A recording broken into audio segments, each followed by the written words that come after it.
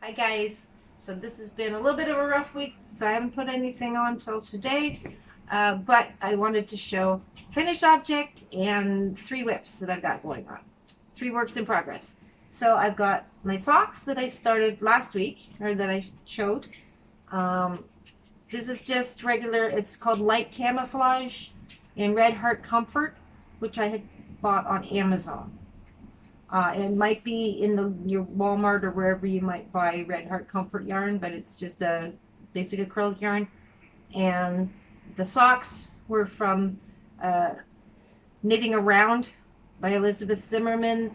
It's a book, hardcover book on Amazon as well. It's a beautiful book. Has lots of old pictures from Europe, from Elizabeth Zimmerman's life. She was an elderly lady, and it was uh, it's an older book, but it's in like the 13th reprinting now. So, but it's still available if you get on there now. There were only a couple of copies left when last time I looked, which was the other week. So anyway, they turned out great. So that's a four weight worsted yarn, knitted on 4 sock needles, the DPNs, and not a hard pattern at all, or I wouldn't be able to do it. So knitting is not my strong point yet, but I can knit socks on the DPNs. So it's just a simple knit 2, purl 2 ribbing, and then when you get through and you follow through the heel and the toe, and it's a simple toe, very simple reducing toe. I think anybody could do them. That's pretty much anybody that's a beginner knitter, because I'm not that great at. I'm still a beginner knitter myself, and I could do them. So it's not that it wouldn't be that hard, and you could do them in any color. You could do striping. The original pattern was called Woodsman's Thick Socks. So they looked like almost like a monkey sock. They were like a gray with a white stripe here, and so for men, they're fabulous. I wouldn't wear them if you're going to do them in the worsted weight. I wouldn't wear them outside the house though. They'd be around the house socks for winter, or you could wear them in boots, I guess, to go out. If you're going out in the winter when it was snowy, yeah, you could probably get away with that. But I wouldn't wear them as everyday socks in shoes. But they're really warm for bed socks. Um, that's all I'm going to say about it. It was a good pattern, and I'll see if I can find any other places that you might be able to get that book. It wasn't specifically about socks. In fact, it was mostly about wearables. So anybody who likes to knit sweaters, big chunky sweaters, or even neckwear hats, what they call dickies that would go around the neck. They're old European patterns. They're beautiful, and some of them have just gorgeous color work. So if you want, I can see where else I might be able to find that book.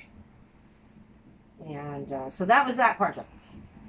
So then the other thing I've been working, I've just been looking for really simple repetitive patterns this week because I've had a lot going on and I just couldn't concentrate. So this is another wind spinner I'm working on. I don't have the tassel on the end put together, but I wanted to show it because I really like the colors of it. This is a Mary Maxim Starlette yarn. It's one of the pooling yarns. So and it's really, really soft. I was like really, really impressed. So, and it's just a simple acrylic. I believe it's a 3 weight, and I could be wrong. But the Starlette yarns and the Starlette pooling yarn are still in the Mary Maxim catalog. They come in fantastic colors. The only thing is this one isn't in the catalog now. So I don't know if they've discontinued it or if I don't know, ran out and they're going to bring it back. I don't know. It could have been a temporary color. But this one was called Rosewood, in case you'd want to look anywhere and see if you can find anybody that's got some old stock of it. It's beautiful. It's got the gray and pink and white. And again, this is just a wind spinner from Anya's pattern at Ophelia Talks Crochet. She has the tutorial on YouTube for it. If I remember, I'll try and get post the link that you can click on that and watch it. It was really simple. They're really, really simple, and you can use any of your scrap yarn. I'll see, this one's all messed up. This one is all messed up, but it gets fixable. It's fixable. You just wind it back up. Round, round, round, round, round. Round, round. This is all I do. Rewind it on top of each other so that it sits flat.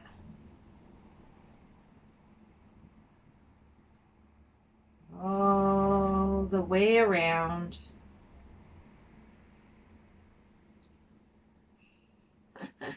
This one's trying to give me a fight, but it's going to be great. Okay. Get it wound all the way around so that it sits flat in circles. Press on it. This is how I do it when you want to fix it, especially outside, and that's good to know for outside when it's acting up outside. And something else I want to show you about it. Okay. So if it's acting up outside and the wind has made it go all wonky so that it doesn't have perfect curlicues, that's all you do. You just take it down and you just do that and press on it, refill. It'll just go back into memory. But the great thing, this is what I loved about this one in particular, is because it's pooling yarn. So like I say, if you go into the Mary Maxim catalog, the current catalog does have some pooling yarns in the Starlette. They're on the bottom of the list. It shows all the colors, and then the bottom 3 or 4 are the pooling yarns. And so they do their own color pooling. They do their own pattern. And you can see that. You can see how it went gray, pink, gray, white, and starts again. I think that's really cool. And it works great for socks. I've done a pair of socks like that, in which it made the colors pooled in spots that made a pattern all on its own, and I love it. I love, love, love it. But this was a really great color because it's a deep pink. It wasn't just a light pink. It was a beautiful deep pink with the gray and the white, all in one. I see I've got to sew in some of my loose ends here, but that's going to be a really pretty wind spinner when it's done, and I'm going to put probably just put a white tassel on it. They don't have really enough of this color left to do a tassel, and I think it would stand out better with a white. And probably might need to put a little bit longer string on it, but. And then this is what it does out in the wind. You put it on your porch or even in the house as decorations. You can put it over a baby's crib, a short one. You can do a short one and just hang it from one of those mobiles. Or in a window.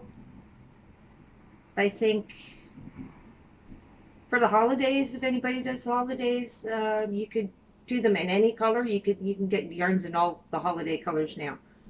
So you could even do gold colored ones, or gold, silver, anything sparkly. Red, green, white, or even for Halloween that's coming up, you could do black and orange and white, and, do mixtures, because you can hang them this way as well, and it makes a really nice kind of a spirally decoration. So it works 2 ways. It works this way as a spinner, and it also works this way as a decoration. Somebody else had an idea as well, and I'm going to make a few for a friend who wanted them for cat toys. So they can hang it on a doorknob, make a shorter version, obviously, but hang it on a doorknob for their kittens. So I thought, hey, that's great. Maybe I can sell a few. I don't know what they charge for them, but just to family and friends. But I thought that was a great idea too, because the kittens can bat it around and do whatever they want with it. So that's one of my whips for this week. And then I've got, because I just wanted to work on simple patterns this week, but sometimes the simple patterns are the most beautiful. I'm trying to decide which one I want to show you first. Okay. So I started 2 blankets, both with the same pattern. It's the Nautilus blanket pattern that I followed the tutorial on Fiber Spider. Most of you would I think would probably know who Fiber Spider is. It's a tutorial on YouTube that's maybe about 3 years old. And I'll try to put the link. And he did a really good job explaining. It was so simple, and the pattern is a simple repeating pattern. This is the baby blanket that I'm making in just some blue RedHeart Comfort Sport, a 3-weight yarn that I'm making as a baby blanket. But this is how the pattern, the basic pattern goes. This is how it looks in a solid pattern. You can use any colors, use up your old scraps if you can, and it's so easy. It's just single crochets. It's mainly just single crochets and a couple and slip stitches. If you can do those, you could do this. And it's just a matter of, and you just go round and round, and the pattern just repeats on every row, but it adds a couple of stitches and it goes around and gets bigger. So I thought that's really great. That's my new favorite that I'm trying a couple of different colors in. This is the solid color. And then this is my experimental colorway, but I love it already. And this is the same pattern, the same blanket, and it's done in Mary Maxim Pound of Fun yarn in the black. I had already made a sweater out of it that I showed previously with the black, and then the white is Mary Maxim Comfort yarn in white, and it's just a 4-weight. So these are 4 weights. I kind of made one mistake, but then I decided I liked it. So I used a hook that was just one size too big, and it kind of went a little bit wonky and loose in the middle when I first started. Maybe just because the Pound of Fun yarn is a little bit thinner yarn to begin with, but I decided I liked it, so I left it like that. And then that was a number 5mm hook. This is crocheted, so it's a 5mm hook I used in the center, but then I went to a 4.5 for the white and out, and kept on going with the 4.5.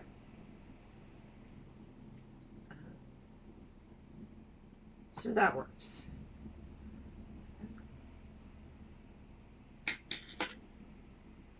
think that's pretty much what I did. But anyway, I love the way it does this swirling motion.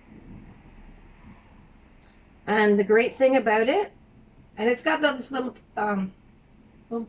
hooks, so it looks like the little hooks on a Nautilus shell, if you look that up. But it also does this wonderful thing on the back where it looks like a flower. So whatever color you use, it can look like it's going to look good either way. If the blanket gets flipped over, nobody cares. It's going to be beautiful. Because if you did it, this would be great in spring colors, pinks, purples, and greens, so that it would look like a flower with, leafy bits in that. I think it would be gorgeous like that as a spring blanket.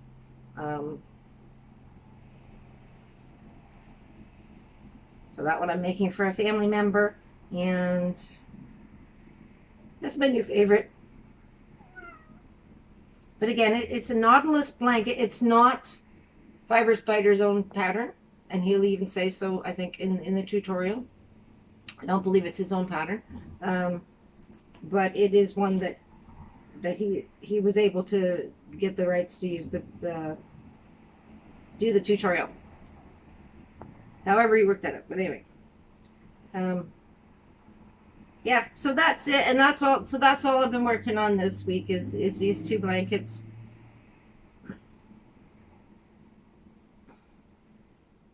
The black and white for the contrast, and the blue for the baby blanket, which you can do it in any size. There's no specific dimensions. It just keeps going round and round and just gets bigger and bigger. So it's a good one, and I'll be showing you when they're finished, both of them, hopefully. And that's all about that I have to say for today. But thank you guys, and I love you. And I'm going to put a couple of pictures finished socks that I've made at the end of this video. In the camouflage socks, to show them in the cuff down. When you roll down the cuff, how they look. And I think I've got a pair of the pink ones that I've got showing a cuff down look as well. And that's all I got for today. And thank you very much for watching. I love you guys. You're in my thoughts and prayers.